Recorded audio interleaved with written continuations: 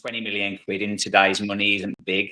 If he does kick on, they could easily more than double the money next year, couldn't they? So I don't see it personally. I think he'll struggle in Germany.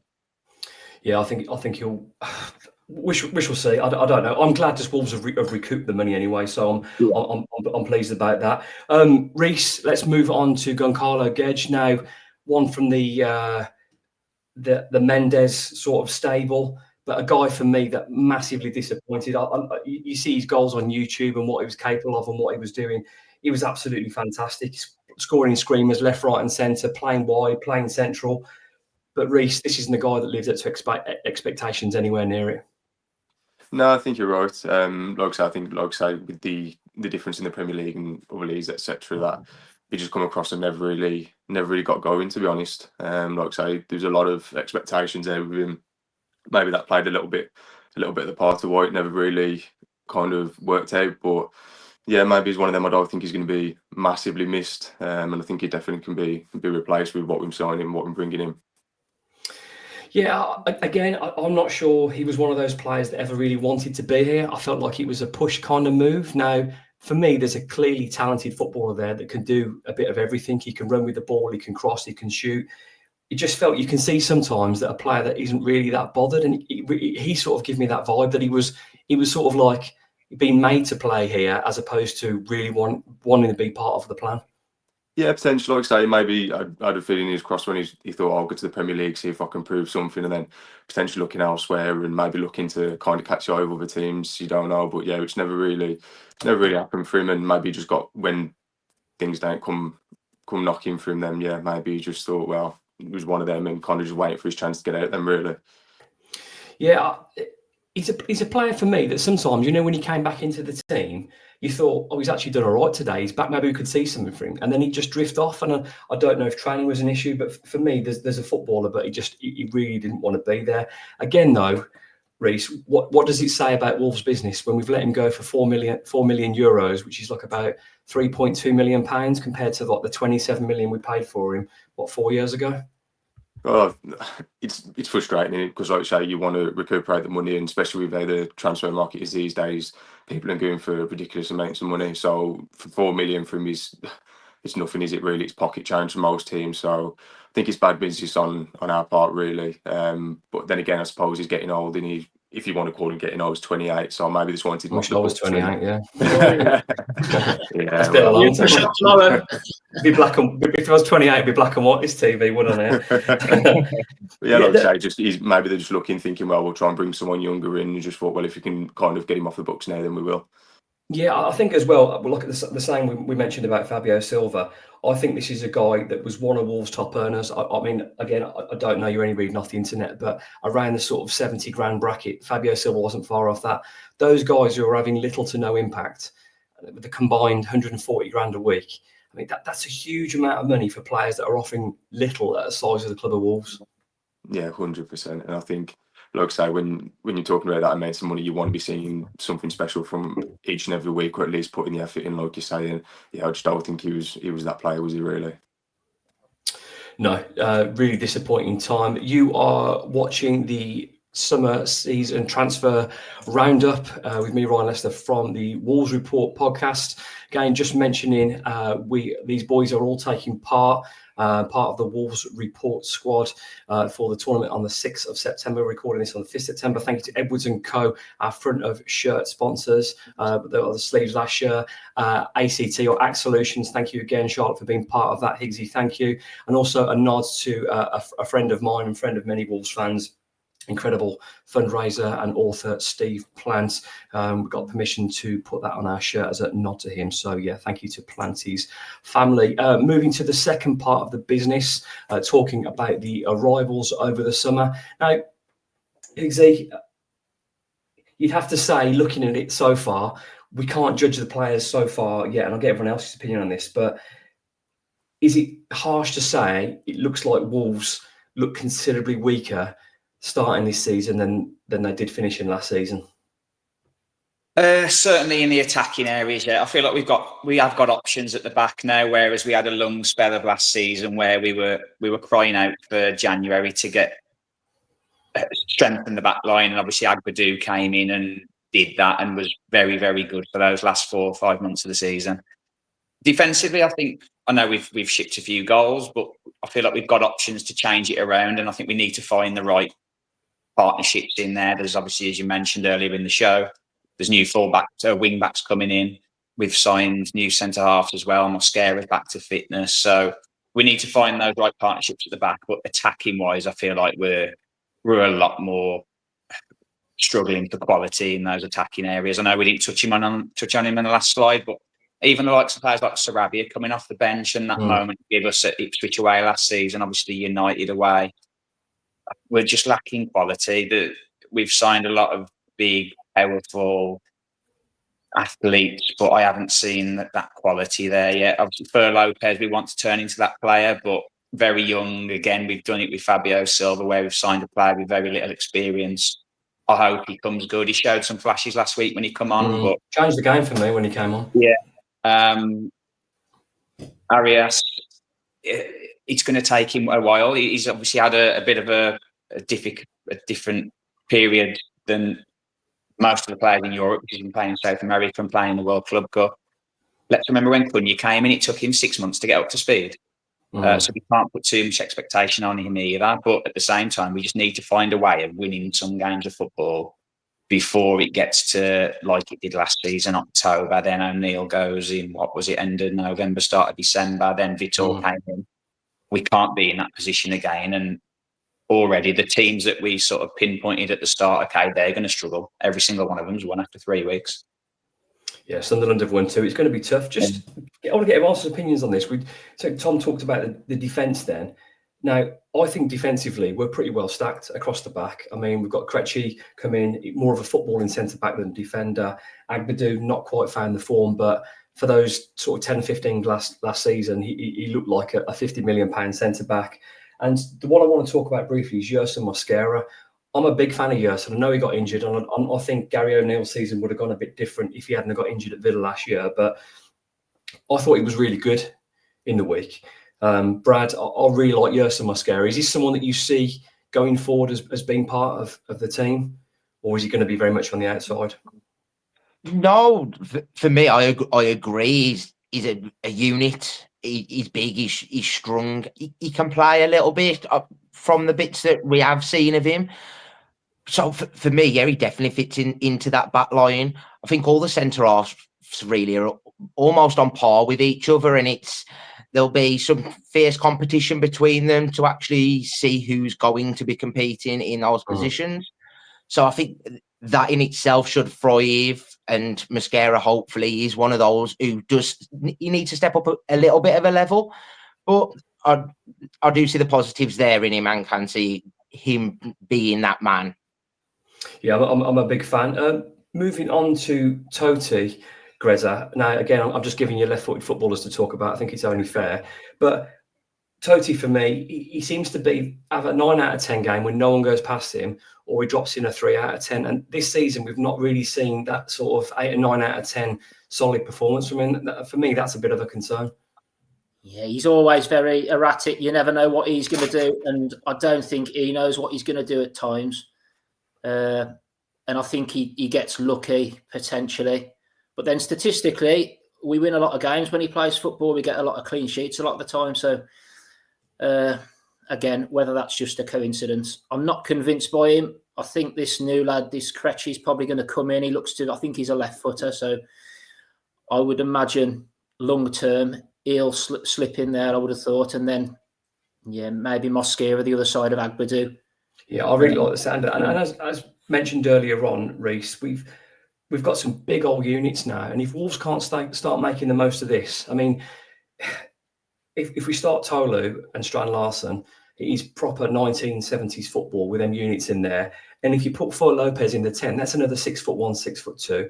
Add the centre-backs into that. Surely corners are going to be one of Wolves' strengths next season, surely. I mean, yeah, you'd like to think so, but at the end of the day, they'll just come down to height and size, does it really? I mean, depends on quality of the balls getting into them. If them getting no service, then unfortunately, they're just gonna have slim pickings in it, really. So, yeah, let's hope that they can get some set piece coaches in and see what they can do from there, and maybe use that as a strength. But yeah, I think there's a lot more ways to get the ball into them, and try and win games of football. Yeah, absolutely. Well, I'm hoping there's more football, but I'm just saying on the size factor, we've been pretty weak defensively and attacking wise. So if we use that strength and have a bit of organisation and get some quality from Arias, maybe we can make that as a weapon. And because Arsenal are the absolute masters of that, and they've got some big punters as well. Granted, we're not Arsenal, we haven't got their delivery from Declan Rice, but it's certainly something we should be looking at, particularly if we're going to be struggling for goals this season, which may be an issue with considering what we've taken away. Let's move on to the incomings. Tom, we know about this one. It's a really interesting one. Made permanent in the summer for 27 million euros, subject to a potentially 55, 60 million pound bid. I mean, that was the Fosun dream, wasn't it, really? Sign him 8 weeks later, make 35 million pounds profit. But we've got him. He stayed. Is he going to be a problem now because he's going to wanted that move, or do you think he's going to be able to crack on with it? We're guessing, aren't we? But the fact how he spoke after the West Ham game when he scored his 2 goals off the bench, and that was obviously just before the deadline. I feel like from watching that, he's going to be okay. But now the actual deadline's gone. Newcastle have signed 2 strikers, so that they'll move on now. That was almost. Yeah, they probably did want him, but they also had other targets in mind. They got those other targets, so that opportunity for him to go there is now gone. He needs to just buckle down, play his football, and continue with that goal return he got for the last few months of last season. And he'll get a better move, I'm sure, if that's what he wants. But I'm still not convinced by him, which is harsh because he got 14 Premier League goals. He got in a struggling team. That's pretty good. It doesn't create a lot of chances, really. But on the chances. Tom, on the chances that Wolves create, and again, I know this is going to go against Rhys's purist views after what he's saying that he wants some triangles and 1-2s, but surely we're in a position now with the wing backs that we have to put more crosses into the box, and that's going to be a little bit more route one. But as we saw against West Ham, you put the quality in there, and in fairness, against Everton, there was 2 fantastic. Manetti put in the 1 drill pass, that's a good goal. That low hard pass put in the box when you got strikers, it's almost impossible to defend against. Yeah. I know. Again, he definitely improved as the back end of the season went on last year. To start with, I wasn't massively convinced, but he was in a very struggling, poor team at the time. Even in each game, so he came off the bench against West Ham, he scored 2. He had a good chance at Bournemouth, and we didn't have many chances that day, but he had our best chance with the header. Should have put it more in the corner, but he's had 1 chance in 90 minutes. And then even against City, I think at 2-0 down, in fairness, I don't watch games back when we lose either, so I'm guilty of that. Yeah, the side foot. He probably tipped his wrong foot, And he should have gone across I was in the North Bank upper with Alfie, but he should have gone across the keeper. I think he's put it wide and at the near post. So he's getting chances in a team that doesn't create many. So in answer to your question, I think he will knuckle down. I think he'll play his football. And I actually think, again, going against Rhys's purist views, I actually think it will suit him putting balls in the box, because as much as I thought the second half of last season, Tom, he really upped his game in terms of holding the ball up with his chest. I thought he got stronger. I think he won more flick-ons. I mean, the flick-on for the last game of the season and the Manetti Worldie. I'd love to see that a bit more. I'm not sure Manetti's going to score many of them, but the fact that he's there winning the flick-ons, doing that, he showed what he's capable of. We didn't really see that at the start of the season, but I think physically he looks ready for sort of that direct game to him.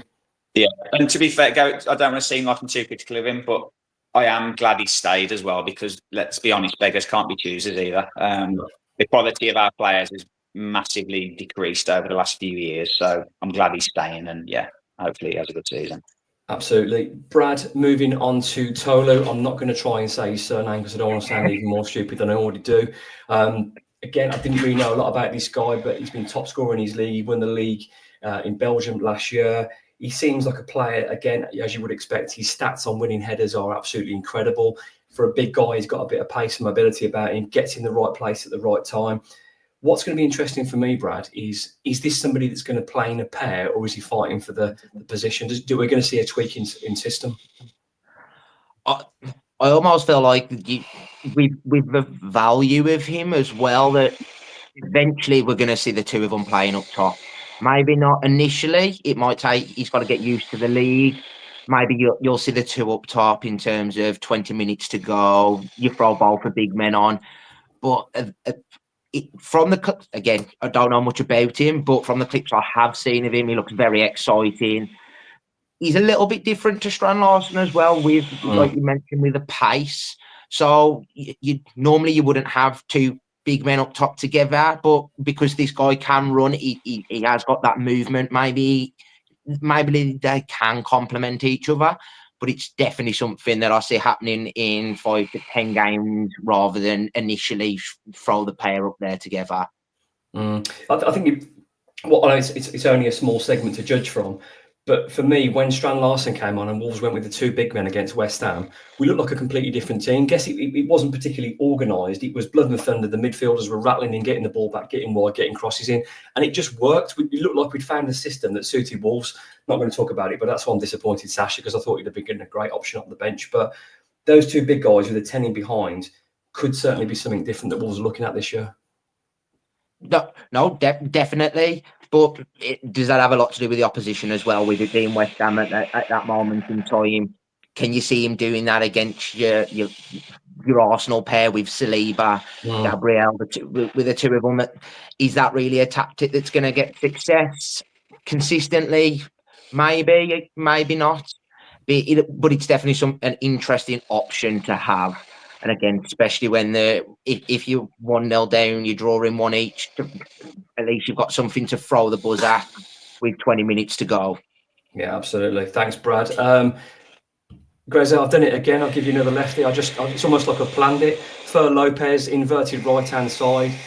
Looks for me a very, very naturally gifted footballer. As Tom said, he made a bit of an impact when he came on against Everton. He looks someone for me that should be in the team. Yes, it's a big fee and he's not had a lot of experience. Big fee for someone that's not really had a full season. But for me, he looks like a natural footballer. And if rumours believe, I think it was reported that he was training with the Spain national squad for a couple of days as well. Yeah, as I said right at the top of the show, really, I expect us to batter through teams this season with all these big lads, but he probably does give us something a little bit different. I don't know who else is in the team that's like him. And maybe that's where, God, his name's completely gone. Who was you on about Iggsy just a bit earlier, who left at the end of the season? Sarabia. Maybe he offers something similar to Sarabia, where he can play that through ball or put a ball into the box rather than just battering through teams. So, yeah, it's something a bit different. But it's a bit early to really comment on. Yeah, I mean, he's a really good point. He's definitely got that Sarabia vibe. I don't see Sarabia flying past people. I don't see Fer Lopez flying past people. I see neat footwork that could buy you a yard, that could put the shot or the through ball in or the cross in. And some of those crossfield passes when he was dropping the shoulder against Everton look fantastic. For me, with how flat Wolves have looked in the opening games over the 20 minutes in the League Cup against West Ham, we need more players like him in because we've lost that bit of magic. So I hope he's in the team soon. And who knows, because there's only so long I think we can go, and no disrespect, we can keep repeating Manetzi, Strand Larsen, because grinding teams down work to a point, but you need some magicians in the team as well to win games. I think that's where Larsen is really important for us. He makes these players look better. He holds the ball up and lays it off to them, and he almost buys them that yard of space with what he does. And I've seen clips of this the new big lad as well up top, and he does something very similar. So if we've got both of them doing a similar role, holding it up, hopefully it'll create space. And yeah, if he gets a bit of space, this Lopez, he can certainly pick a pass and create something for us. We hope. Yeah, I think he'll be better when he's got a regular right wing back partner, so those two can link a little bit more. I know. I forgot what I'm saying now. But when he's got a regular overlapping right wing back, I know Chichao's come in. I really like the look of him. He can cross the ball, but as soon as that relationship is built up on that side of the pitch, he'll know then he'll have like a decoy run so he can cut in and shoot. Just at the moment, with so many signings, it's sort of really hard to gauge, isn't it? Sort of a pattern. And we all know that from different levels of football. It's hard when you're playing with someone brand new because you've got to build that relationship over time. It's particularly at that level. That's what I can't really understand why we've left it to the last minute. We knew that a lot of players were leaving. We knew who was going right at the start of the window. And even in January, obviously, we knew Cunha was going. Why don't we bring these lads in as early as possible and get them in pre-season and get them playing together? I don't really understand why teams leave it to the last minute. That's a really good point. And it's annoying because, sorry. I'm just saying we're trying to bring players in now and the season started. They haven't had a pre-season. They haven't done all the friendlies. And they almost seem pointless, all these friendlies, because the team that's playing now is completely different to the ones that we've done the pre-season with. Yeah, that's absolutely bang on. That's a really, really good point. And what's annoying is I think the manager said himself, he said in the pre-season, I want players that can run with the ball. We haven't particularly got many of them, and I want the season in for pre-season. And most of our business was done at the back end when the season had started. So it is frustrating. And I think with what the manager did as well, you can offer a bit of sort of flexibility in terms of the poor start, because he wants to be working with that 11. He doesn't even know his best 11 yet because he's not had a chance to do it. So yeah, that's fair. And onto Fer Lopez, for me, Grezza, I want him in the team because there's a lot of dogs in that team. There's a lot of strength and size, but we need a little bit of magic as well. Yeah, I've not seen enough of him to really comment. As I say, I want to win football games, and the way I see us doing that at the moment is doing this Route 1 stuff and getting it in the final third, getting it in the other. And at the start of the season, to get that first win, I'd settle for that. I don't care how we get it, but we need to get that first win as soon as possible. Yeah. And I think that's the best chance of getting it is by doing what we did against West Ham. Might not work against the top teams, but they aren't the teams we've got to beat. We've got to beat the ones that are down there around us. And that's where we've probably struggled in the past, is picking up points against those teams that are down there and around us, and then we'll have a shock result against one of the top teams. Well, hopefully it's West Ham, Grezza. That's going to be a tough game, but let's see. We've got to do something. Like you said, winning's more important than style, and then if you can win stylishly, absolute bonus. Rhys, moving on to a footballing centre-back. Sorry, Grezza, I couldn't give you all the left-footed players, but Krejci signed from Girona for £22.5 million. Started his career off in midfield. For me, he has to be competition for Totti, but the manager as well as the chairman, not that I trust the chairman's view on football, but they're talking about him playing in midfield as well. Surely coming in at 6'4", this guy's going to be playing at centre-back. Yeah, you would have thought. I mean, like I say, he's come across, and Girona don't really have the best of defences did they last year. So obviously he's conceded a few goals, but like I say, hopefully he can kind of bring a bit more of his best, a bit more of a different formation, a bit different to obviously with the Premier League. It's good that he can play both roles, obviously from centre half, because like I say, he can come out with the ball. He will be comfortable with the ball at his feet. Like I say, whether that's trying to play it or whether the Route 1 football. But yeah, like I say, it's, with the size of him, you just think he's a centre half. Like I say, fingers crossed. Obviously, that's kind of what's going to happen.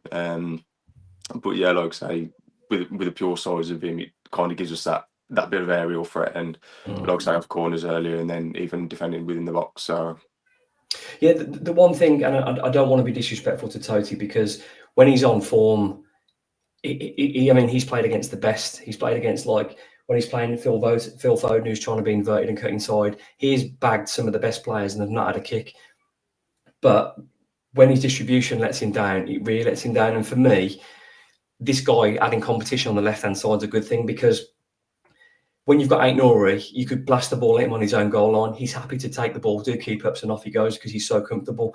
Now he's lost Aït-Nouri, and he's not the most comfortable footballer. An addition of someone that's more of a purist than a defender just feels like the right thing to do. Yeah, 100%. 100%, I agree. Like I say, maybe it's going to give him a bit of a kick up the arse and obviously try and bring his best back. But yeah, I think health competition is always the best way forward. And like I say, you never really want just that one person that can only play there. You want different options. Hopefully this new lad's going to give us that. And obviously Totti as well. So yeah, like I say, I think they'll be fighting for the place. Well, I hope so. That's what we want. Sometimes it takes you to sign a player. Like I think it happened, someone will be able to tell me the name of the player. Adama went to Barcelona. He started the first few games really well, but the French lad, I think, went to PSG. Is it Dembele? He was sort of in the peripheral. He didn't really do anything, but then because Adama had taken his place, he picked up and kicked on. So even having that loan had brought the best out of another player. Granted, I wish we had the level of player, but that was just an example I could think of off the top of my head. Tom, moving on to Jhon Arias, one of the best players of the Club World Cup. Again, I think we should offer this guy a bit of flexibility in terms of acclimatisation. Yes, he's not stopped playing, much time off, but the guy can clearly play. We've just got to get the best out of him. Yeah, definitely. As I said, he's had a good Club World Cup, hasn't he? I think he's in team of the tournament. And to be honest, when that was announced and then we were linked with him, I saw few other signings that we've tried to get over the line this summer where we've sort of been hung out to dry a little bit with the agents and so on, and then the player goes somewhere else. And I thought that was going to be the case with him, to be honest, and it wasn't. So I'm glad we got that one over the line. I just think we've got to give him a little bit of time. Unfortunately, like Grezza touched upon, we brought a lot of players in late in the window, and they haven't had a pre-season together, and it's going to take time. There's a lot of new partnerships that are being formed, and unfortunately, we're already bottom of the league, and we've had our typical August. So, but I am hopeful with him that he could be a really good attacking option for us. I just think we need to be a little bit patient with him. Yeah, absolutely. As well, like he's new to the league, new teammates. I think there's clearly a player in there. Now, I like inverted tens, but he's played most of his career as a right-sided, and we're putting him on the left expecting the same. So whether there's going to be some flexibility there, because it's strange because Fer Lopez prefers the right, but he's left-footed going inverted. Arias prefers the right-hand side and going sort of outside and delivering. So maybe there needs to be a readjustment there, because for me, you play your best players in the best position. And if you get the bit out of him on the right, then Fer Lopez will have to make way. So I don't think we can be afford to be accommodating people. If he's the best on the right, we have to pay him. But exciting sign ahead. Brad, we're now looking at Jackson Chachua. I can't believe I said the name right. I hope I have. Great cross against West Ham. Looks like he can deliver. Looks a little bit raw, but equally we badly needed reinforcements. Equally, with in mind, it's hard to bring a replacement in when you're thinking about, for me, what a good defender Nelson Semedo was. Yeah, I mean, to compare him to Semedo is difficult, especially where Semedo has been in his career and what he did manage to achieve. But like you said, he looks raw, but he looks good. I was quite impressed with him against West Ham, and the cross, it a little bit of quality. Again, he's new to the league. He's quite fairly young as well, so he take a little bit of time to bed in, you'd imagine. But whether we can allow that amount of time is probably where the challenge will lie. So I do hope that he does hit the ground running. Yeah, I hope so. I like pace in my teams, and I think it's dynamism, something this team has looked like they've lacked all pre-season. I just think some of the players that we've had in aren't great. Some of the likes of Hoover do their best. I'm just not sure he's up to it. This guy's a bit raw, but if you've got someone that's fast and you're playing with width, let's get him in the positions as you can cross a football. But hopefully it comes good, reasonable price. But again, it's hard when you've had Nelson Semedo there. But equally, I think Jackson will probably offer not as much defensive strength, but I think he'll offer way more going forward than Nelson did.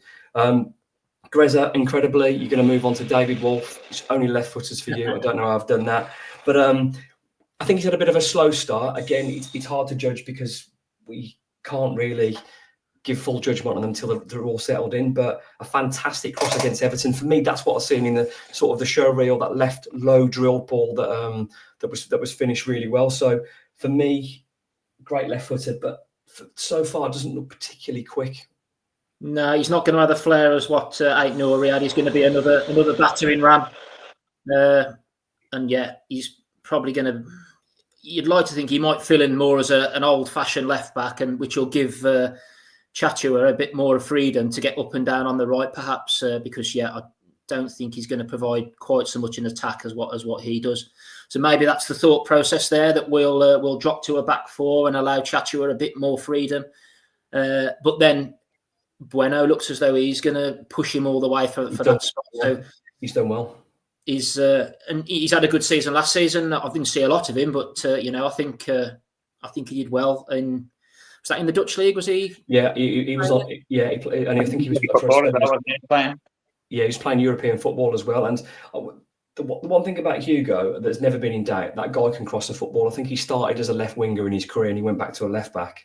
But the guy can cross a football. So again, if we are playing that style of play, he looks like maybe a better option. But as we said before, it's a squad game, isn't it? And sometimes you have to sign a player to get the best out of someone else. So if you spent 10 million quid on Wolf, but it gets the best out of Bueno, then we're in business. Yeah, and again, it's not a lot of money. And as I said earlier, our left and right back are absolutely crucial to everything that we do. But again, so is Strand Larsen at holding the ball up and giving these lads a chance to get up the pitch and bring them into the game, because we did a lot of defending as well against Everton. Yeah, I mean, going on to your point, that was really interesting. I think that we did the reverse last year, didn't we? We kind of went to a back four. Semedo sort of tucked in and it allowed Aït-Nouri. Maybe it's the other way around this year with Wolf, say, be tucking in and Chachua going down that right-hand side. But I don't really mind as long as Wolf start winning games. I'm going to Newcastle. I'm more looking forward to this tournament than Newcastle, I've got to be honest. So we shall see. Boys, it's been a tough start to the season. It's not been a dazzling transfer window as yet, but Wolves don't sign Premier League players because they were probably not in that window. But with everything in mind, with a little bit of faith, one by one, I want to know where we're going to finish this season. Rhys, where are Wolves going to finish this season, and who's going to be top scorer? Like I say, it's been a bit of a ropey start. I'd like to say they're going to be mid-table, but I think time will tell. Like I say, with the new signings coming in, like I say, potentially a new way of playing. If you can hit the ground running and kind of push on from now, hopefully they'll be mid-table-ish, but hopefully it's not going to be another relegation battle. I think top scorer, I think, is going to have to be Jhon Arias. He did well last year coming in, obviously scoring 14 goals. Hopefully he can continue that now, get himself back to full fitness, concentrate on Wolves, not anywhere else, and then fingers crossed we see the best of him.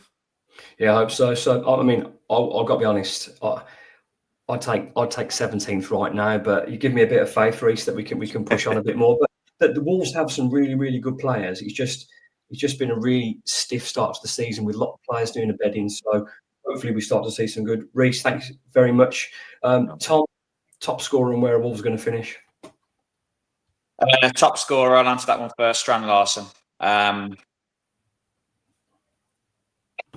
Finished. I got asked the question at work in the week, and I did say 18th. We have got the January window, which normally gets out of trouble.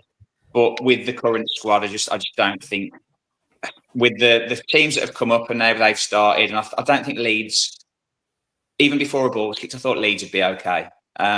Sunderland have started far better than I thought.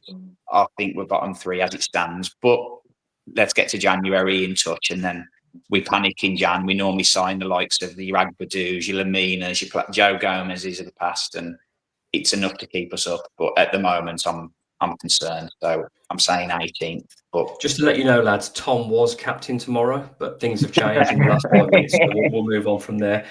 Brad, other than Jhon Arias, who will be top scorer, excluding Larson, and where are Wolves going to finish? But I was going to go with the new man anyway, just because we'd had two Jhon Larsons. So I'll go with him. Not going to try and pronounce the name. And then but I don't think, I can't see us going down. I really can't. I do think with the three teams coming up, and then your Brentford and maybe even West Ham with how they've started. So 16th, 17th is probably, I'll take it any day. I hope you're listening, Tom, paying attention. I want to be wrong. But yeah, I know. Well, we're to be honest. Grezza, last but not least. Yeah, are Wolves going to stay up, and who's going to be top scorer?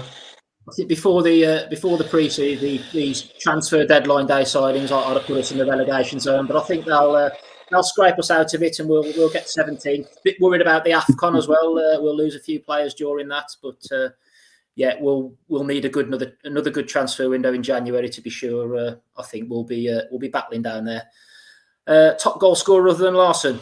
Yeah. Arias will kick on. He'll get a few.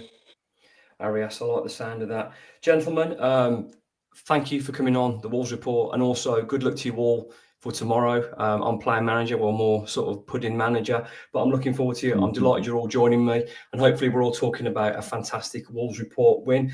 This has been the summer review. Thank you to Tom, Brad, Grezza and Rhys. Thanks for being part of the Wolves Report. Up the Wolves.